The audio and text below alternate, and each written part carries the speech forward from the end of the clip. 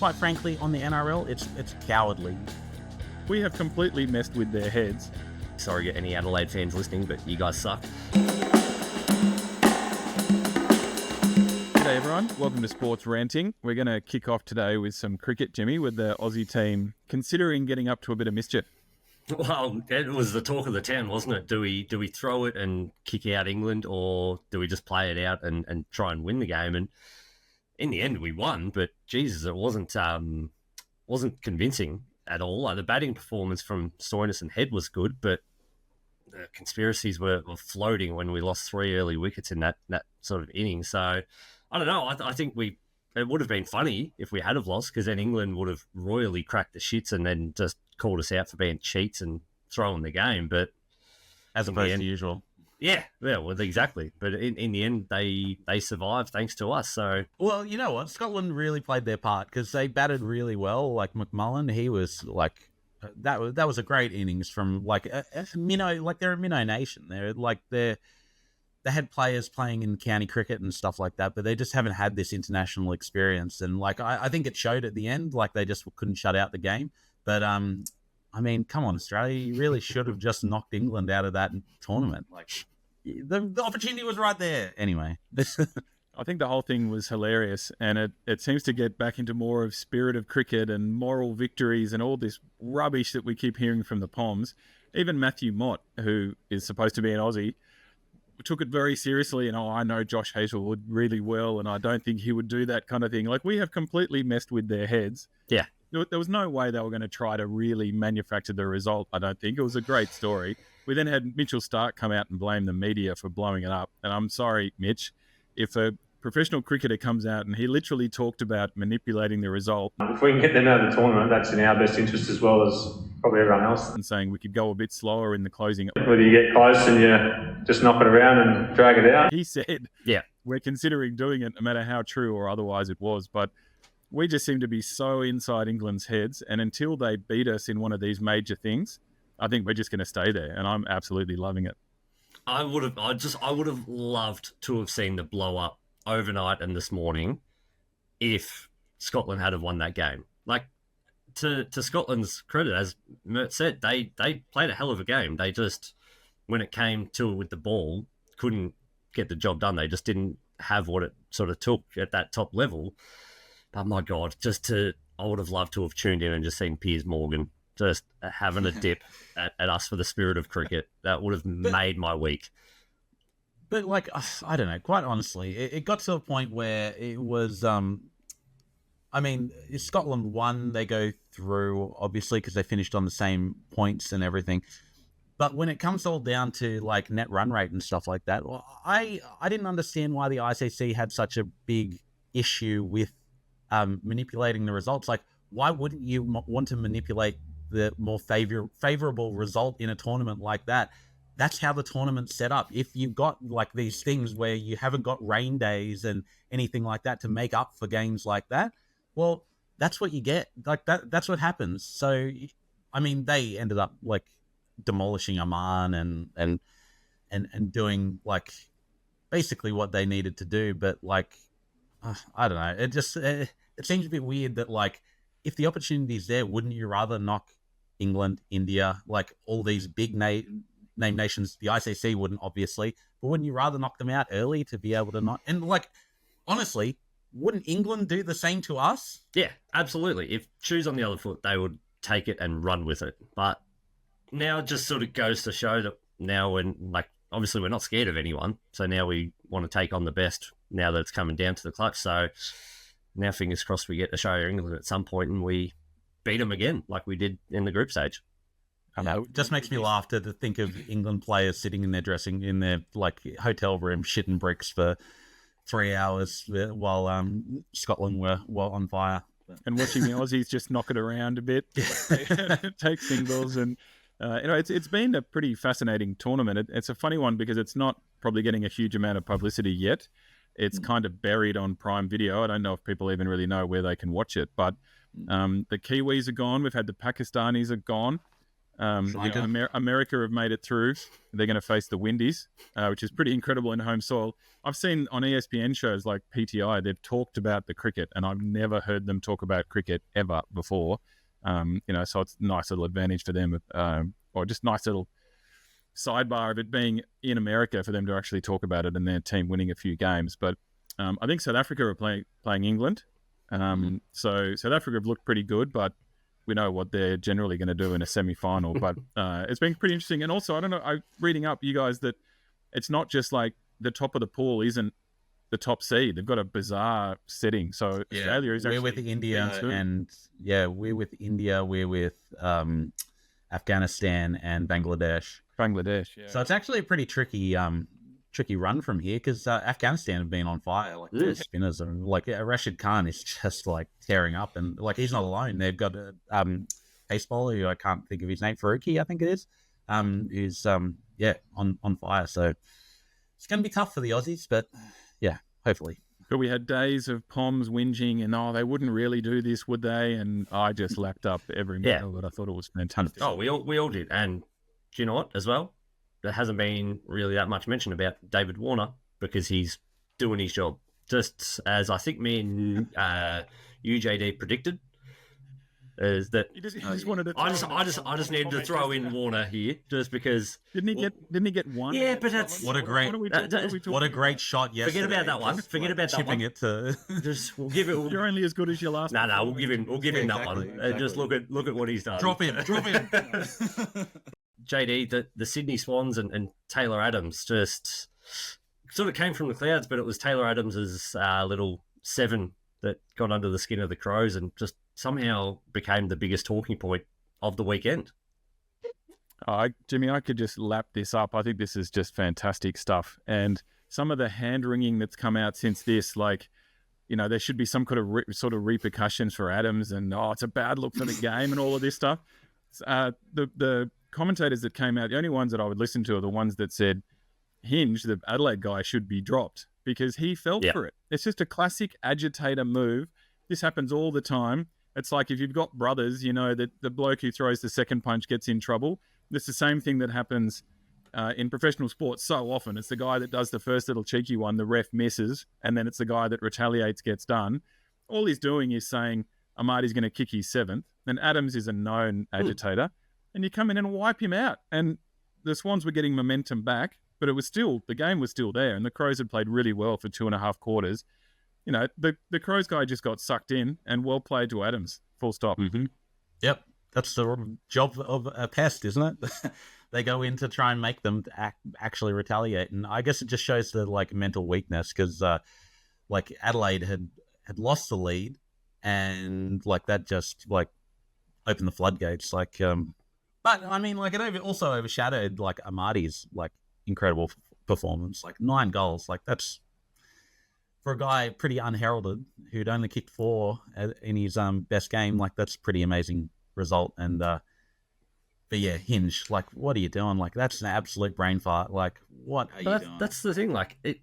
This is what players are trying to do. You're trying to get under the skin of your opponents, and the Crows had let slip that sort of game, and it was the Swans were taking back momentum, and then that just completely ruined the Crows. Just in that absolute brain fade of a moment, the contest was basically gone from them because Hinge lost his head, and that just gave that moments like that just give the team that are trying to exploit it all the confidence in the world. And for a team like Sydney, who do not need any confidence because they're unbelievable, they took that and ran with it, and the Crows were never a chance from that sort of point on. It was just, he should be dropped. But as you said, JD, there was commentators calling out Taylor Adams, and in my book, absolutely nothing wrong with what he did.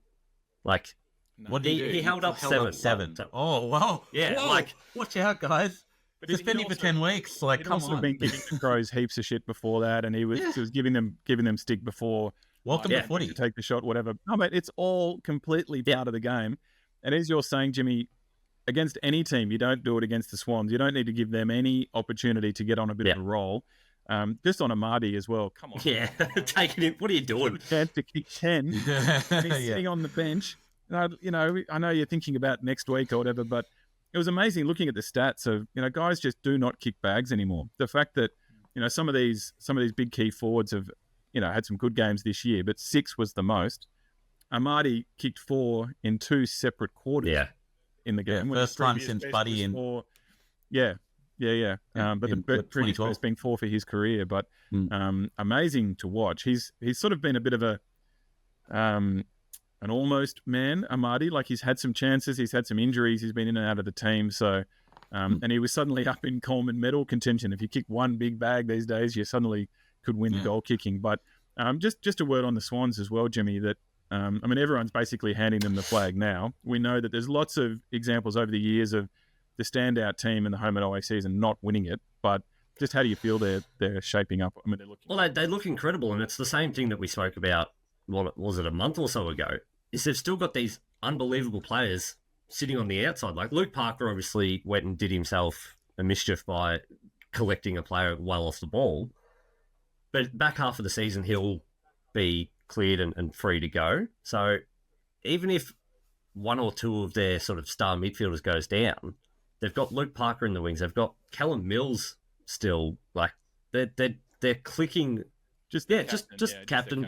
Nothing big. Like, they've got this unbelievable list, but it's the confidence that they're playing with. That, yes, it's the Crows, and probably not the best team this year. Sorry, any Adelaide fans listening, but you guys suck. But yeah, they're just, their system is clicking, and they're all so confident working alongside each other. Chad Warner is just a freak. You've got Isaac Heaney, who should probably be 10 votes clear at the Brownlow at this point. And then you've got Errol Goulden, who was almost the Brownlow winner last year, and he's just slotted back into somehow being the third string in this elite midfield. And Brodie Grundy is the pickup of the off-season for them. I can really see Heaney not winning the Brownlow and no Swans winning the Brownlow, because I think they're going to take points off each other. Heaney will get out to a massive lead in the first half of the year, but then Warner's pinching votes off him. Goulden will take some. Amadi just took some. Like, it's going to happen. So it's how big that lead is for him and how much he can be in front and who can chase him down, which I don't know, probably Nick Dacos will hunt him down this year. So yeah. Well, I was gonna say exactly the same thing. We might have 3 Swans end up on about 20 odd votes each, and then someone like a Dacos just slides through and pips all 3 of them. We'll see how it goes. But they're playing such incredible to watch. If you compare to the Swans teams of old that were considered dour and boring and defensive and all the rest of it, they play just a fantastic brand of footy, and they look pretty hard to stop at the moment. But I reckon there'll be a pretty physical game coming this week when they take on the Giants, who are probably pretty sick of hearing about how good the Swans are.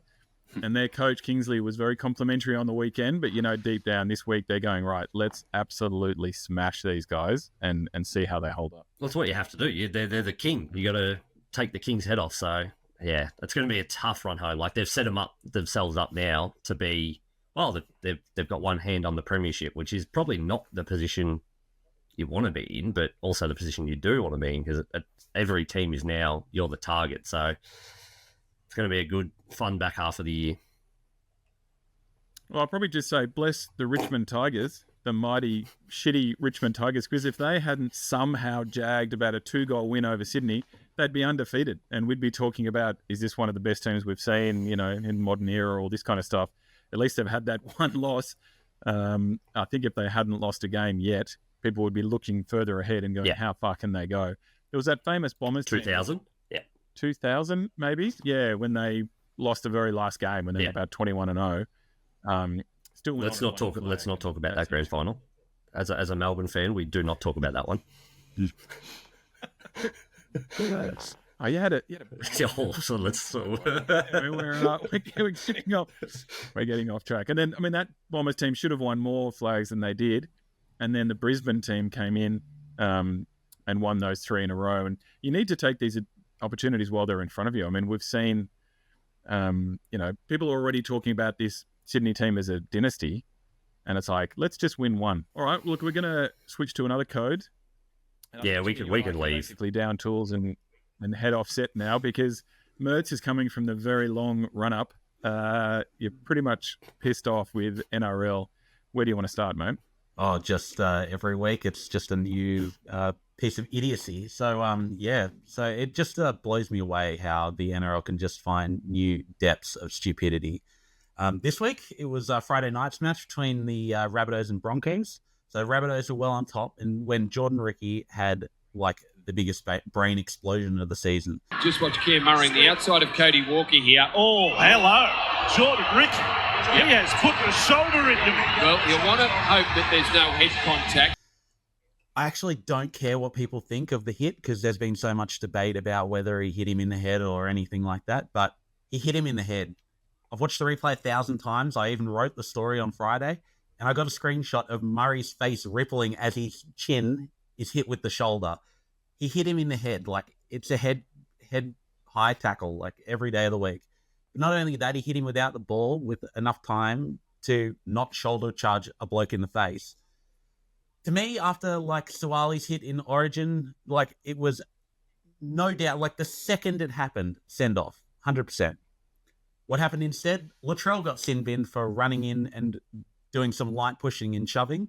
Ricky got sin binned for almost decapitating Cam Murray, and Cam Murray had to go for a head injury. So Souths were actually disadvantaged for something that, like, I'm pretty happy to call a dog act on the field. Like, it was horrible. But after that, there was some pretty terrible, I feel, commentary.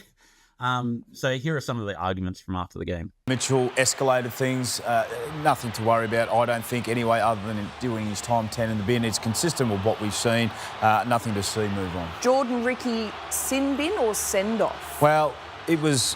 We only saw a couple of angles. It's hard to tell from that angle whether the bunker actually saw more angles and there wasn't contact with the head. If there was contact direct to the head, which I'm not sure if there was, Von, but the fact that Cam Murray bounced straight back to his feet, I think plays a part, Jimmy, but unsure from the angles that I saw. There is no question that Cam Murray getting back up and getting to his feet played a massive part.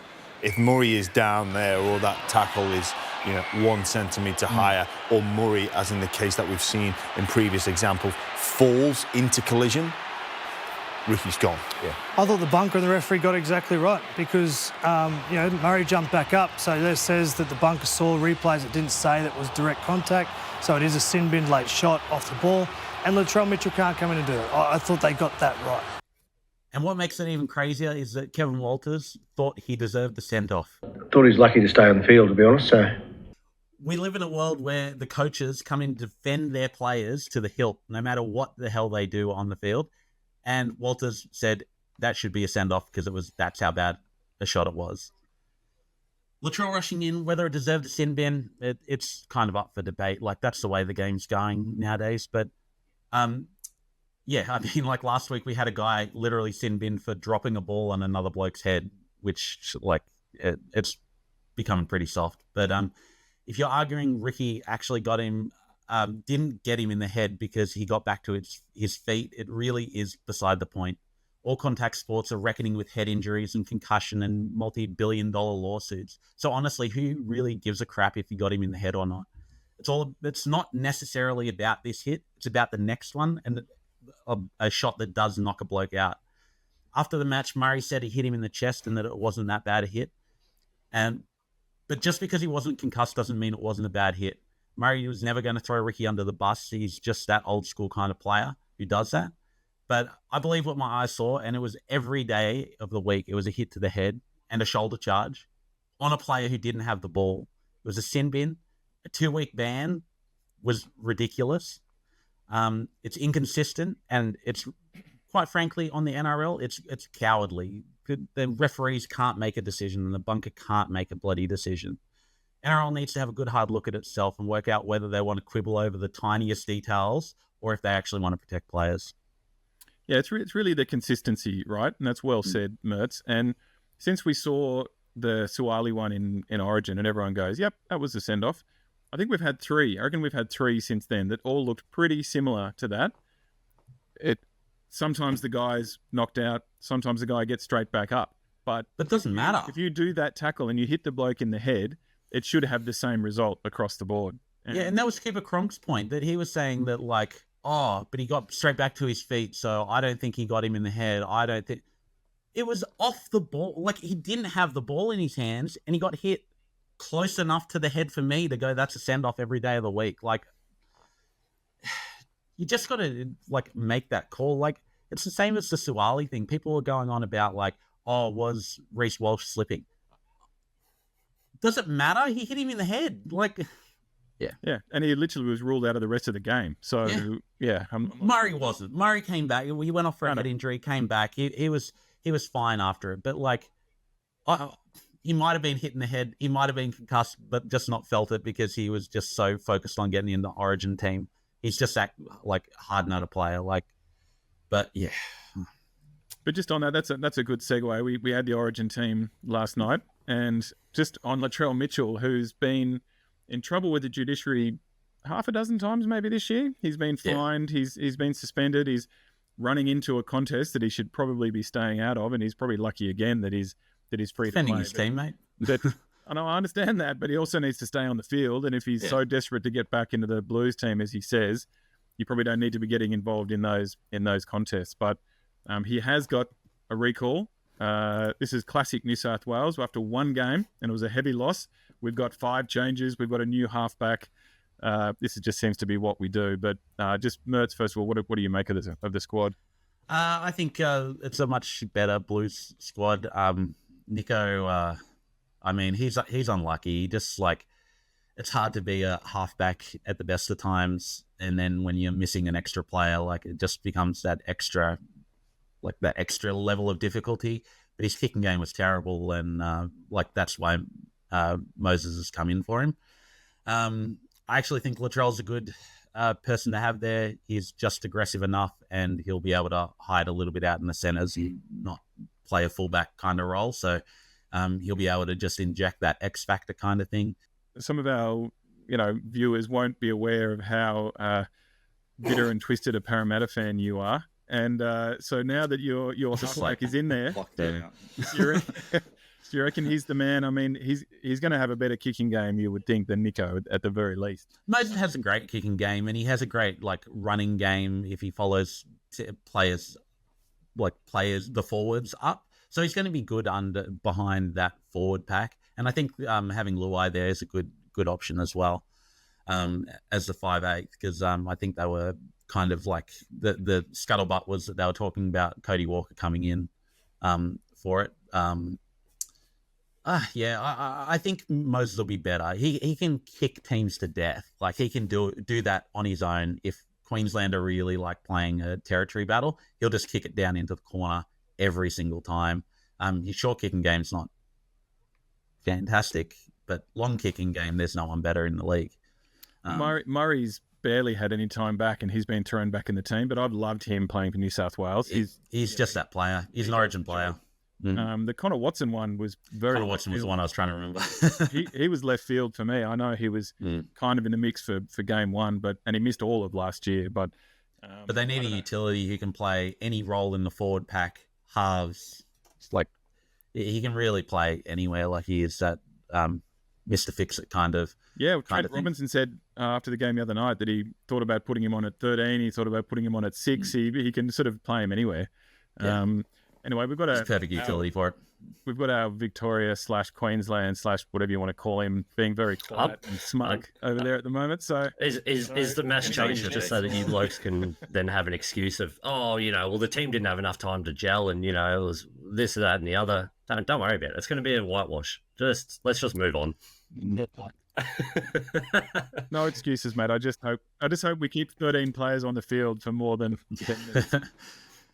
Honestly, I completely agree with you, McKern. Like, it's a better team, but it's not a great team, and I don't know that we've got enough there to be able to get over Queensland. And I know Queensland have had a couple of changes as well, but, like, they're just such a juggernaut. And, like, you move Hammer back to the centers, like, he's just going to be so dynamic out there, and, like, Latrell ready to tackle all night because he's going to get a lot of. Latrell's now, you've got your perfect scapegoat for when you lose game 2. So, all set and ready. Great stuff. We'll leave it there. Thanks for listening to Sports Ranting.